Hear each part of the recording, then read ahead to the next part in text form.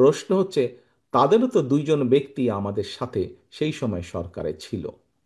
এই দুজন ব্যক্তি পৃথিবীতে আর নেই। দুজনই সিনিয়র মানুষ, দুজনেই সিনিয়র রাজনীতিবিদ ছিলেন। তারা তারা গত হয়েছেন, কাজেই যে মানুষ নেই তাদের সম্পর্কে অবশ্যই খারাপ কথা বলা উচিত নয়। তাদের প্রতি পরিপূর্ণ সম্মান রেখেই বলতে চাই, সেই দুইজন ব্যক্তির বিএনপি সরকারে শেষ দিন পর্যন্ত থাকা প্রমাণ করে দেয়, এক, দুটো জিনিস প্রমাণ করে যৌক্তিকভাবে।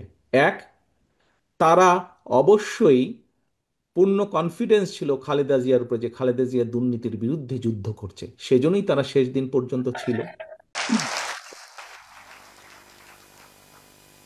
বিসমিল্লাহির রহমানির রহিম।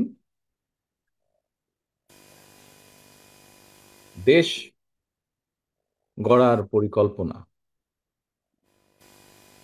এই অনুষ্ঠানের সম্মানিত সভাপতি জনাব রুহুল কবির রিজভী, মঞ্চে উপস্থিত জয়েন্ট সেক্রেটারি সোহেল সহ আমার সামনে উপস্থিত আলোচক বৃন্দ এবং ছাত্র দলের প্রিয় ভাই ও বোনেরা, আসসালামু আলাইকুম।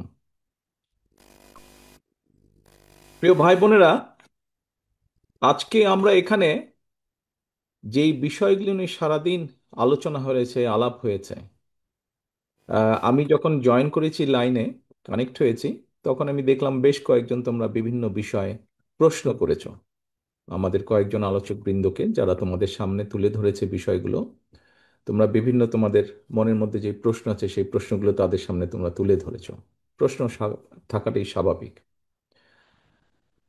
আমাদের অনুষ্ঠানটার নাম আমরা আজকে কি দিয়েছি? আমাদের অনুষ্ঠান নামটাই আমরা দিয়েছি দেশ গড়ার পরিকল্পনা। প্রিয় ভাই বোনেরা, তোমরা যদি, নিশ্চয়ই তোমাদের মধ্যে অনেকেই জানো, যদিও তোমরা ইতিহাসের পাতা থেকে তোমরা জানো, বিভিন্নভাবে তোমরা জানো, শুনেছো, যারা সিনিয়র নেতৃবৃন্দ আছে সবার কাছ থেকে তোমরা তোমাদের জুনিয়র যারা আছে তাদেরকে নিশ্চয়ই বলেছো।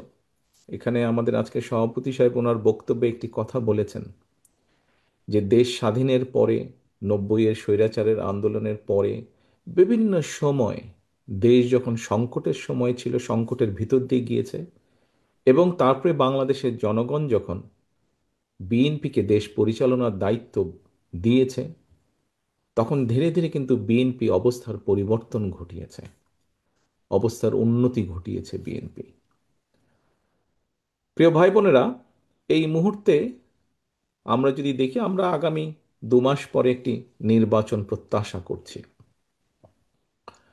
এই দেশটি গত 16 বছর যেই স্বৈরাচার পালিয়ে গিয়েছে, যেই স্বৈরাচারকে বাংলাদেশের জনগণ বিতাড়িত করেছে আন্দোলনের মাধ্যমে, সেই স্বৈরাচার এই দেশের প্রত্যেকটি ক্ষেত্রকে কিভাবে ধ্বংস করে দিয়ে গিয়েছে, এটি আমরা জীবনের পরতে পরতে অনুভব করতে পারি।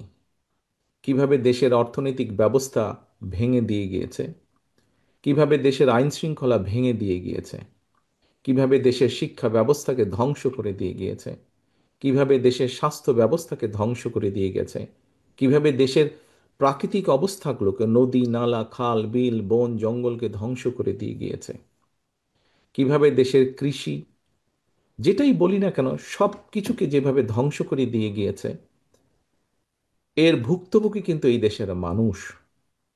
এখন একটি রাজনৈতিক দল হিসাবে এবং এই মুহূর্ত পর্যন্ত আত্মবিশ্বাসের সঙ্গে আমরা বলতে পারি, বাংলাদেশের জনপ্রিয় রাজনৈতিক দল হিসাবে বিএনপির দায়িত্ব হচ্ছে দেশকে সঠিকভাবে পরিচালনা করা।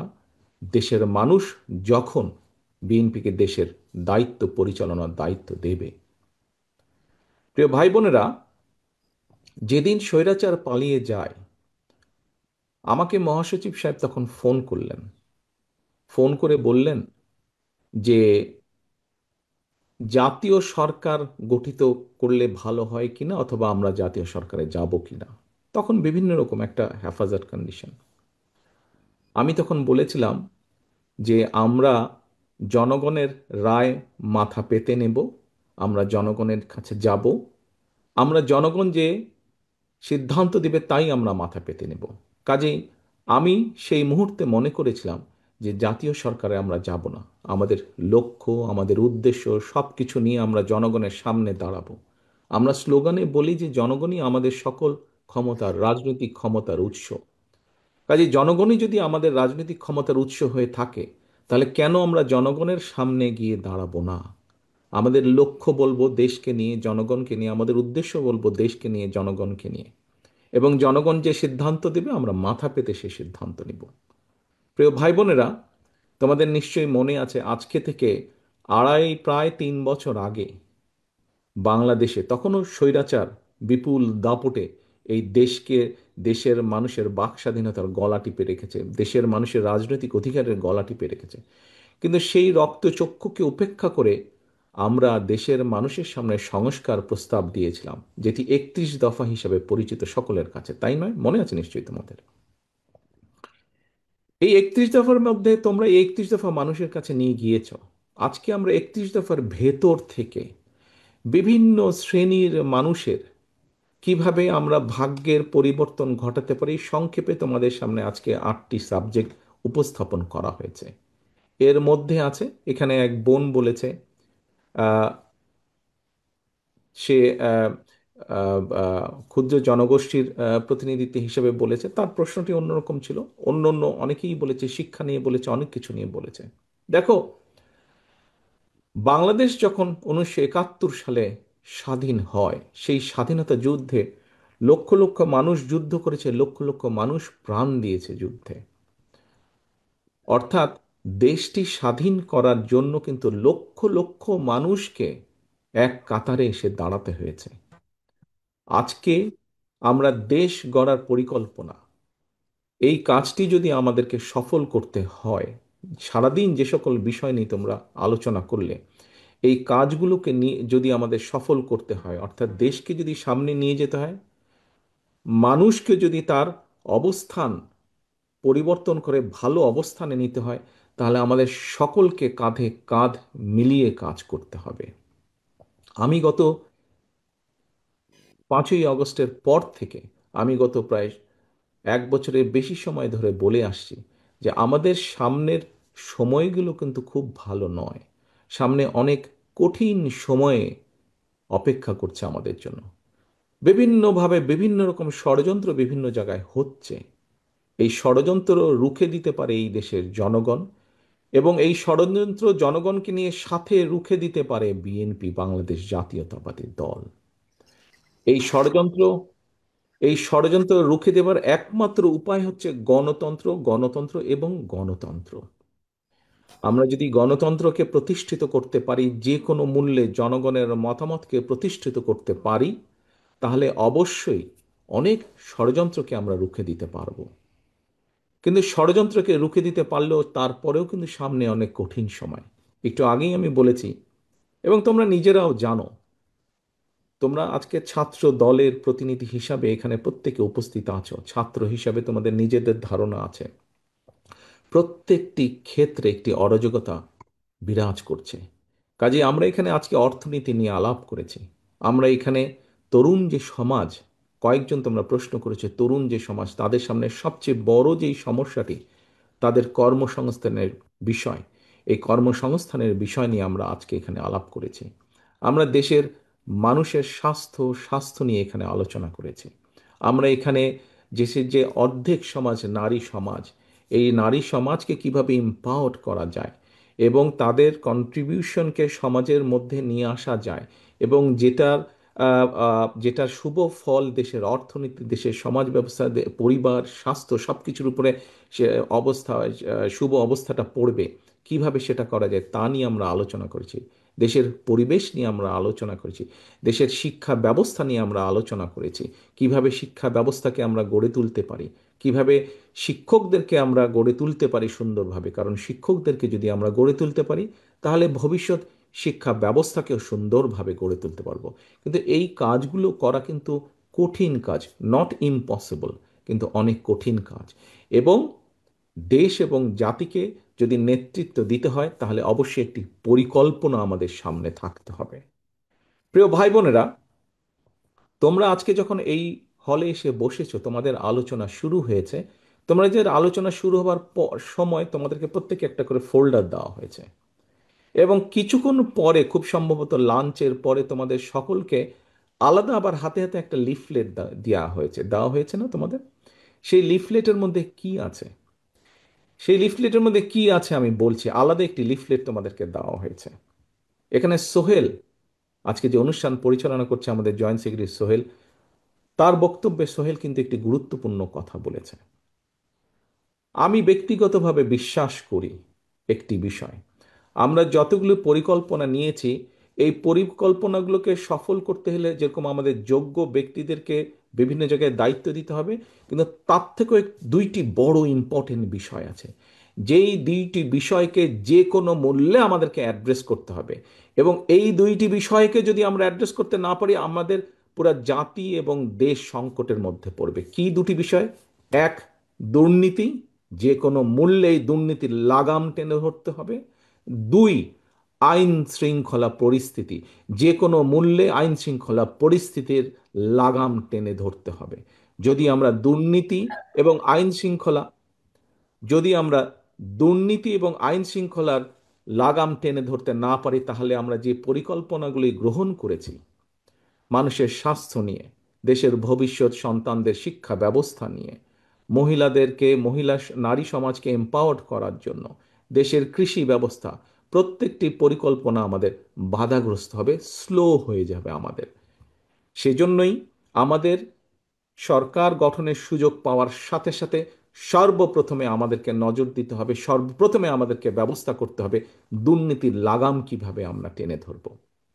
প্রিয় ভাই বোনেরা, তোমাদের হাতে যে লিফলেটটা দেওয়া হয়েছে, এই লিফলেটের মধ্যে একদম তথ্য দিয়ে উপস্থাপন করা হয়েছে যে বিএনপি 2001 সাল থেকে 2006 সাল পর্যন্ত যখন দেশ পরিচালনার দায়িত্বে ছিল, তার আগে এই যেই স্বৈরাচারকে বিদায় করা হয়েছিল, সেই স্বৈরাচার যখন দেশ ক্ষমতায় ছিল, সেই সময় কিভাবে তারা দুর্নীতিতে দুর্নীতি ছেয়ে ফেলেছিল দেশকে, এবং 2001 সালে দায়িত্ব পাবার পরে কিভাবে খালেদা জিয়ার সরকার ধীরে ধীরে ধীরে ধীরে দুর্নীতির অবস্থার উন্নতি ঘটিয়েছিল, দুর্নীতি থেকে ধীরে ধীরে কিভাবে দেশকে বের করে নিয়েছিল, একটি আন্তর্জাতিক সংস্থার সংস্থার যে অ্যানালাইসিস, সেই অ্যানালাইসিস একদম পুরা সুন্দরভাবে তোমাদের সামনে তুলে ধরা হয়েছে সেই লিফলেটটার মধ্যে।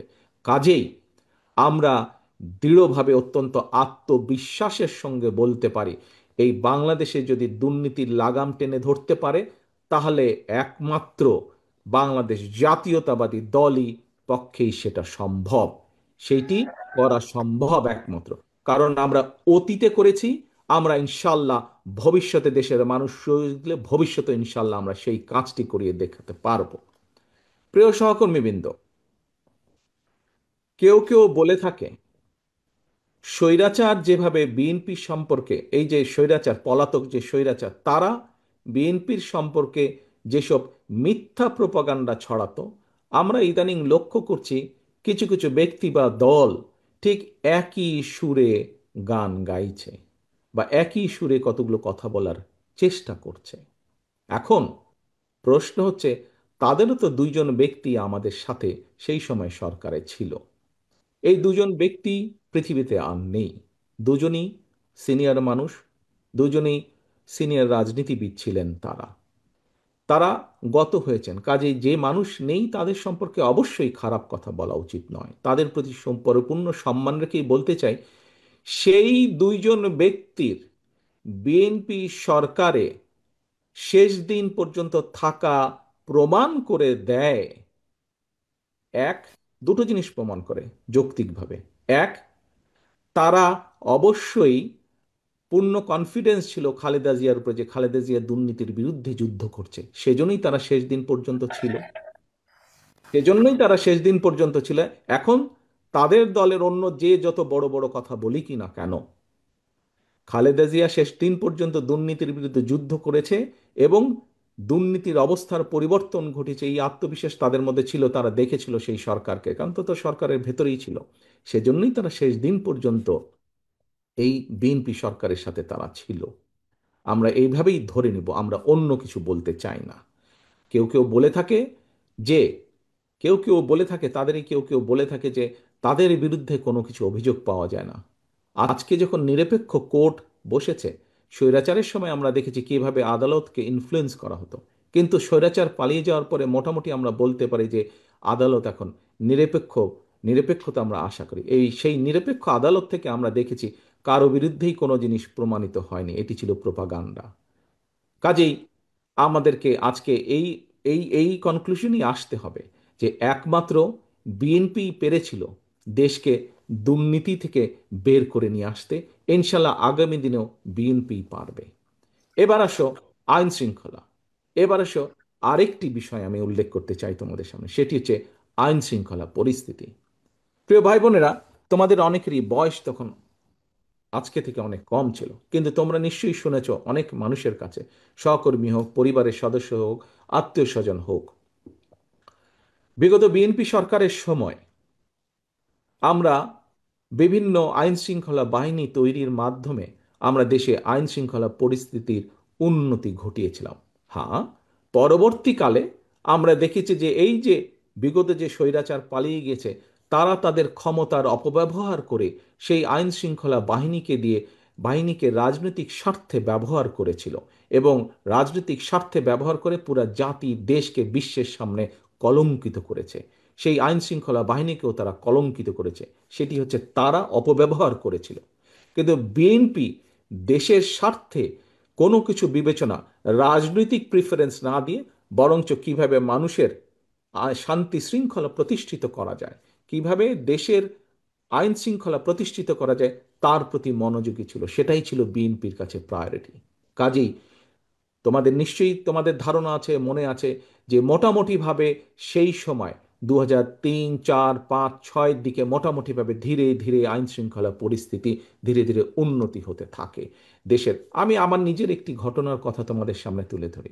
একদিন সেটি খুব সম্ভব 2004-5-এর দিকে হবে, 5-এর দিকের ঘটনা। আমি রাত্রেবেলায় অফিস থেকে বাড়িতে ফিরছি। আমি নিজেই গাড়ি চালাচ্ছিলাম ক্যান্টনমেন্টের কাছাকাছি যখন বাসায় পৌঁছেছি। ক্যান্টনমেন্টে তোমাদের হয়তো অনেকের ধারণা আছে, শহীদ আনোয়ার উচ্চ বালিকা বিদ্যালয় একটি আছে, স্কুল আছে। সেই স্কুলের পরেই আমাদের যে বাসাটি ছিল সেই স্কুলের পরে। তো ওইখানে একটি চৌরাস্তার মতন ছিল তখন, এখন আছে কিনা আমি জানি না, একটি চৌরাস্তার মতন ছিল, সেখানে একটি ট্রাফিক সিগন্যাল ছিল। তো লাল বাতির কারণে আমি ওখানে দাঁড়িয়েছি। তো আমি গাড়ির জানলাটা আমার নামানো ছিল।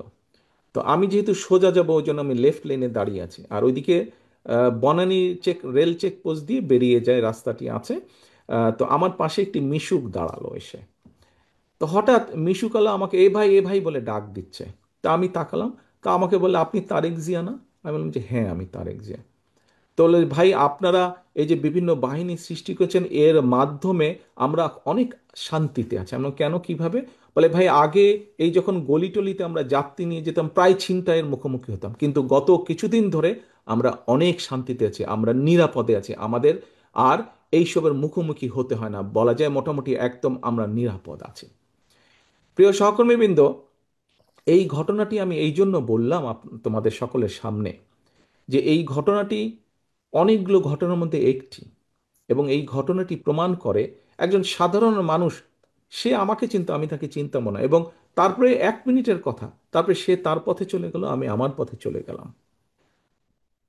এই ঘটনাটি প্রমাণ করে যে বাংলাদেশের মানুষের শান্তি শৃঙ্খলা, আইন শৃঙ্খলা যদি ফিরিয়ে আনতে হয়, সেটিও বিএনপির পক্ষেই করা সম্ভব।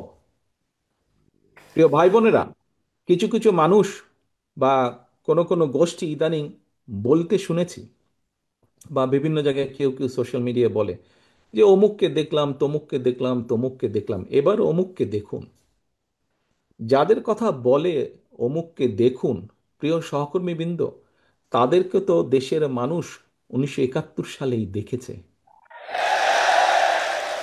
যে 1971 সালে তারা তাদের নিজেদের স্বার্থ রক্ষার্থে কিভাবে লক্ষ লক্ষ মানুষকে হত্যা করেছে, ঠিক যেভাবে পতিত স্বৈরাচার পালিয়ে যাওয়ার আগে হাজারো হাজারো মানুষকে হত্যা করেছিল ক্ষমতা ধরে রাখার জন্য। এই যাদেরকে কেউ কেউ বলে যে একবার দেখুন না এদেরকে, তাদেরকে দেশের মানুষ 71 সালেই দেখেছে নিজেদের রাজনৈতিক স্বার্থ রক্ষার্থে লক্ষ লক্ষ মানুষকে শুধু হত্যাই করেনি, তাদের সহকর্মীরা কিভাবে মা বোনদের ইজ্জত পর্যন্ত লুট করেছিল। এই কথাটি আমাদেরকে মনে রাখতে হবে। এখন প্রিয় ভাই বোনেরা, কথা অনেক হয়েছে, কথা অনেক হয়েছে। আমাদের লক্ষ্য একটাই, আমাদের উদ্দেশ্য একটাই, কি? দেশকে আমাদের গড়তে হবে। এই দেশকে শহীদ জিয়া গড়েছেন। দেশ স্বাধীনের পরে যখন এই দেশে দুর্ভিক্ষ হয়েছে, শহীদ জিয়া যখন দেশ পরিচালনার দায়িত্ব পেয়েছিলেন, এই দুর্ভিক্ষ কবলিত দেশকে উনি খাদ্য রফতানির দেশে পরিণত করেছিলেন। ঠিক একইভাবে পরবর্তীতে 90 স্বৈরাচারের পরে এই দেশকে আবারও দেশনেত্রী খালেদা জিয়া গড়েছিলেন। 96 2001-এর পরে আবারও ধ্বংসপ্রাপ্ত দেশকে, একটু আগেই বললাম তোমাদের সামনে একদম তথ্য প্রমাণ আছে, দুর্নীতি নিমজ্জিত একটি দেশকে কিভাবে খালেদা জিয়া আবার উপরে উঠে নিয়ে এসেছিলেন। প্রিয় সহকর্মীবৃন্দ, অনেক আলাপ হয়েছে, অনেক তর্ক বিতর্ক হয়েছে। গত 1 বছর ধরে আমরা দেখেছি, পত্রিকার পাতা খুললেই, টিভি চালালেই, ইউটিউবে গেলেই আমরা দেখেছি বিভিন্ন সংস্কার নিয়ে আলোচনা হয়েছে। কিন্তু একটি সংস্কার মধ্যে তোমরা আজকে যেই কয়টি বিষয় নিয়ে আলোচনা করেছো, তোমাদের কর্মসংস্থান, তরুণ সমাজের কর্মসংস্থান নিয়ে আলাপ করেছো, মহিলাদের এম্পাওয়ারমেন্ট নিয়ে আমরা আলোচনা করেছি, কৃষকের কৃষি কার্ড নিয়ে আমরা আলোচনা করেছি, আমরা মানুষের স্বাস্থ্য সেবার জন্য প্রান্তিক মানুষের দোরগোড়ায় স্বাস্থ্য সেবা পৌঁছে দেওয়ার জন্য আমরা স্বাস্থ্যকর্মীর বিষয় নিয়ে আলোচনা করেছি।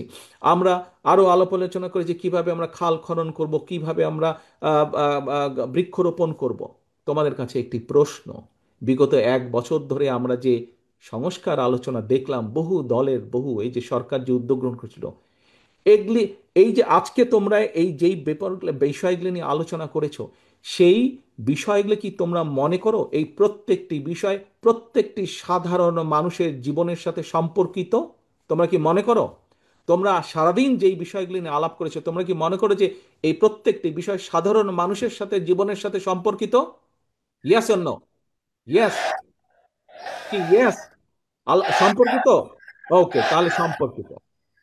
প্রিয় সহকর্মীবৃন্দ, হ্যাঁ, যেগুলা সংস্কার নিয়ে আলাপ হয়েছে, এর মধ্যে বিএনপিও 3 বছর আগে অনেক কিছু বলেছে, সেই সংস্কারগুলো প্রয়োজন। তবে সবচাইতে বেশি প্রয়োজন মানুষের ভাগ্যের পরিবর্তন। এবং আজ সারাদিন তোমরা যা আলোচনা করেছিল, এই কাজগুলো যদি আমরা করতে পারি, তাহলেই একমাত্র মানুষের ভাগ্যের পরিবর্তন করা সম্ভব। এবং মানুষের ভাগ্যের পরিবর্তন হলে, মানুষের যখন তরুণ যুবক যুবতীরা যখন চাকরি বাকরি কর্মসংস্থান করতে পারবে, কৃষক যখন কৃষি কার্ডের মাধ্যমে ধীরে ধীরে স্বাবলম্বী হয়ে উঠবে, নারী যখন ফ্যামিলি কার্ডের মাধ্যমে ধীরে ধীরে স্বাবলম্বী হয়ে উঠবে, যখন আমরা দেশের মানুষের আস্তে আস্তে ধীরে ধীরে রোগীর সংখ্যা কমিয়ে ফেলতে পারবো, যখন আমাদের খাল বিলগুলোতে পানি থাকবে, বন্যা হবে না, তখনই মানুষের ভাগ্যের পরিবর্তন ঘটবে। এবং মানুষের ভাগ্যের পরিবর্তন ঘটা মানে দেশের ভাগ্যের পরিবর্তন ঘটবে। প্রিয় ভাই বোনেরা, আমি বাংলাদেশকে, বিএনপি বাংলাদেশকে সিঙ্গাপুরও বানাতে চায় না, মালয়েশিয়াও বানাতে চায় না, কানাডাও বানাতে চায় না, যুক্তরাষ্ট্র বানাতে চায় না। আমরা চাই একটি স্বাবলম্বী বাংলাদেশ, যেই বাংলাদেশে মানুষ দেশের ভিতরে কর্মসংস্থানের ব্যবস্থা থাকবে, খেয়ে পরে বেঁচে থাকবে, শান্তিতে থাকবে, যেখানে দুর্নীতি নিয়ন্ত্রণ থাকবে, দুর্নীতির লাগাম টেনে ধরতে আমরা সক্ষম হব। সেরকম একটি বাংলাদেশ চাই। অনেক কথা হয়েছে, আসো।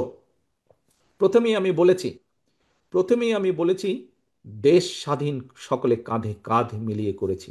দেশ স্বাধীনতার যে যুদ্ধ, সেই যুদ্ধ কাঁধে কাঁধ মিলিয়ে লক্ষ লক্ষ মানুষ একসাথে করেছে, তখন কেউ তাকায়নি কে কি।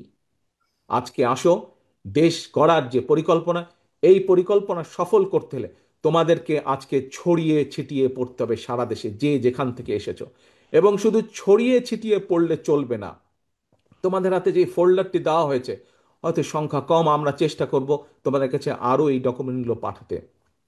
মানুষের দৌড় গোড়ায় চলে যেতে হবে, প্রত্যেকের দৌড় গোড়ায় চলে যেতে হবে, দলের একজন প্রতিনিধি হিসাবে, দলের অ্যাম্বাসাডার হিসাবে তোমাদের প্রত্যেককে, ছাত্র দলের প্রত্যেকটি নেতাকর্মীকে তোমার এলাকার গ্রামের ওয়ার্ডের ইউনিয়নের গোড়ায় গোড়ায় চলে যেতে হবে, ঘরের দরজায় দরজায় চলে যেতে হবে। মা বোনদেরকে বলতে হবে তাদের জন্য আমরা কি করব। কৃষকদেরকে বলতে হবে তাদের জন্য আমরা কি করব। তরুণ যুবক যুবতীদেরকে বলতে হবে তাদের কর্মসংস্থানের জন্য আমরা কি করব। অর্থাৎ তোমাদের হাতে যে কাগজগুলো আছে, যে কাগজগুলো হাতে আছে, সেখানে প্রায় সমাজের প্রত্যেকটি মানুষের কোনো না কোনো একটি আশার আলো আছে। আমরা যদি একসাথে কাজ করি, ইনশাল্লাহ আমরা সেই বাংলাদেশ গড়ে তুলতে সক্ষম হব যেই বাংলাদেশের প্রত্যাশা আমরা করি। অনেক সময় লাগবে, কষ্ট হবে, অনেক কঠিন, অনেক শত্রু আছে যারা আমাদেরকে বাধা দিবে, কিন্তু এই দেশের মানুষকে কেউ বাধা দিয়ে দাবিয়ে রাখতে পারেনি। ইনশাল্লাহ দেশ গড়ার পরিকল্পনা কাজ যখন আমরা শুরু করব বাংলাদেশের মানুষের রায় নিয়ে, তখনও ইনশাল্লাহ কেউ আমাদেরকে দাবিয়ে রাখতে পারবে না। কিন্তু তোমাদেরকে সকলকে যেতে হবে আজকে মানুষের দৌড়গোলায়, মানুষকে ঐক্যবদ্ধ করতে হবে। ভাই বোনেরা, তোমাদেরকে আরেকটি কথা বলি। এই দুইটি বিষয় আমি উল্লেখ করব, দুইটি বিষয় উল্লেখ করে আজকে তোমাদেরকে ছেড়ে দিব। এবং ছেড়ে দেওয়ার পরে যেই কাজটি বললাম সেই কাজটিতে কিন্তু তোমাদেরকে প্ল্যান করতে হবে। তোমরা এখানে যারা আজকে ছাত্রদলের বিভিন্ন ইউনিটের নেতৃবৃন্দ উপস্থিত আছো, তোমাদের নিচে তোমাদের আরো অনেক সহকর্মী আছে। তোমরা যে যার ইউনিটে ফিরে যাবে, সবাইকে ডাকবে। তোমরা যা জেনে গেলে, যা শিখে গেলে, তাদেরকে সেগুলো তোমরা বলবে, বোঝাবে এবং ছুটে বেড়াতে হবে, ছড়িয়ে পড়তে হবে। মানুষের ঘরে ঘরে ছড়িয়ে পড়তে হবে। মানুষকে বলতে হবে যে বিএনপি আগামী দিনে এই এই কাজ আপনাদের জন্য করতে চায়। তোমার দল কি? বাংলাদেশ জাতীয়তাবাদী দল। বাংলাদেশ জাতীয়তাবাদী দল এই এই কাজগুলো কৃষকের জন্য এই করতে চায়, নারী সমাজের জন্য এই করতে চায়, ছাত্র ছাত্রীদের জন্য এই করতে চায়, শিক্ষকদের জন্য এই করতে চায়, মসজিদের ইমাম মুয়াজ্জেম সাহেবদের জন্য এই করতে চায়।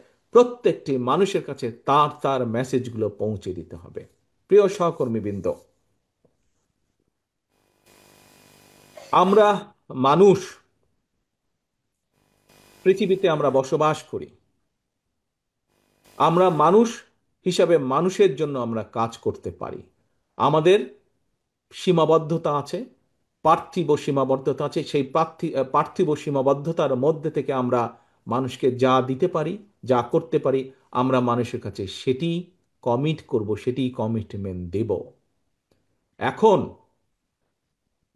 এখন যার মালিক আমি বা তুমি কেউ না, তার কমিটমেন্ট কি আমরা দিতে পারি? তার কমিটমেন্ট আমরা দিতে পারি না, যা আমাদের সাধ্যের বাইরে। এখানে আমরা মুসলমান আছি, অন্য ধর্মের মানুষও এখানে উপস্থিত আছে। মুসলমান হিসেবে আমরা বিশ্বাস করি এই পৃথিবীতে এবং পৃথিবীর বাইরে যাবতীয় যা কিছু আছে, আমরা যা কল্পনা করি, যা কল্পনা করতে পারি না, সকল কিছুর মালিক একমাত্র আল্লাহ তাআলা, একমাত্র আল্লাহ রাব্বুল আলামিন। আমরা শুনেছি অনেক কিছু একটি রাজনৈতিক দলের কিছু ব্যক্তি বা বেশ কিছু ব্যক্তি বিভিন্ন জিনিসের টিকিট বিক্রি করে বেড়াচ্ছে, বিভিন্ন জিনিসের কনফার্মেশন দিয়ে বেড়াচ্ছে।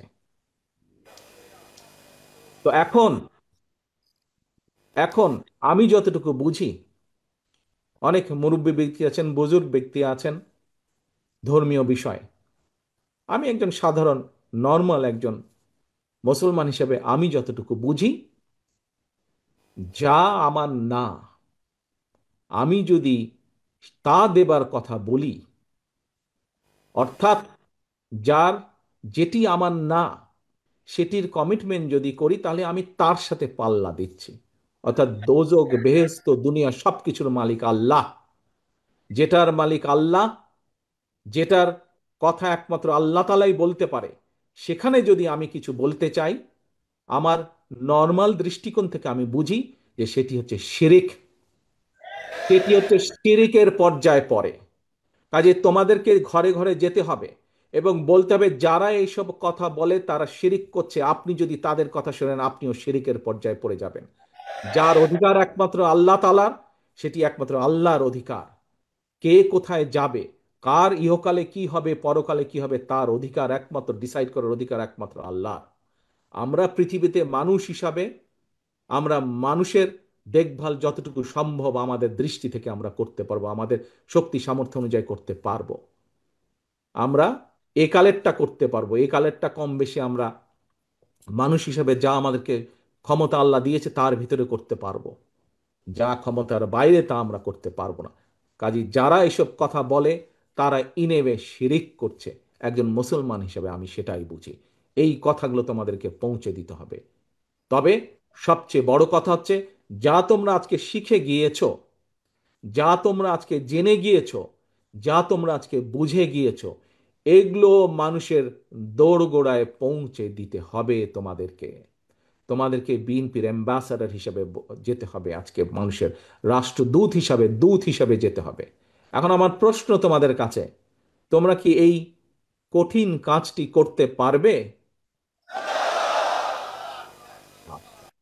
যদি তোমরা এই কঠিন কাজটি করতে পারো, তাহলে ইনশাল্লাহ বিএনপির দেশ গড়ার যে পরিকল্পনা, সেই পরিকল্পনার পক্ষে ইনশাল্লাহ আমরা জনগণের রায় পাব।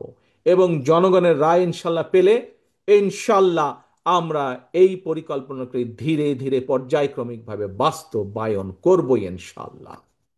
প্রিয় সহকর্মীবৃন্দ, আশা করি, প্রত্যাশা করি এবং ইনশাল্লাহ তোমরা তোমাদের কাজে সফল হও। তোমাদের সেই সফলতা কামনা করে আমার বক্তব্য শেষ করছি। আল্লাহ হাফেজ। বাংলাদেশ জিন্দাবাদ। বাংলাদেশ জাতীয়তাবাদী দল জিন্দাবাদ।